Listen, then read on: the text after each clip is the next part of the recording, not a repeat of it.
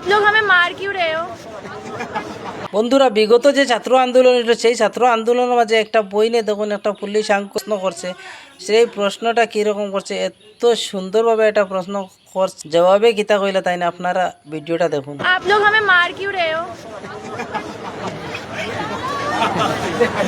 भगा क्यों रहे हो? हम लोग तो स्टूडेंट है ना। देखो हम लोगों के पास कुछ नहीं है। हम लोगों के पास कुछ नहीं है अंकल।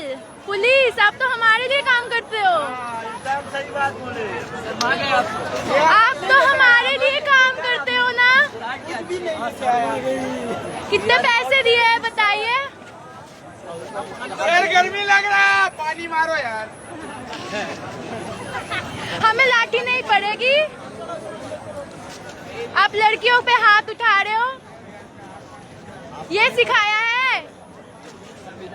তো আশা করি আপনারা ভিডিওটা দেখছেন আপনাদের কেমন লাগলো অবশ্যই কমেন্টের মধ্যে জানাবেন আর ভিডিওটা যদি ভালো লাগে তো একটা ফলো দিয়া পাশে থাকবেন আরও এরকম নিত্য নতুন ভিডিও দেখতে পাবেন আমি এরকম নিত্য নতুন ভিডিও নিয়ে আপনাদের সামনে আসব তো আজকের লাগে এতটুকু আল্লাহ হাফিজ।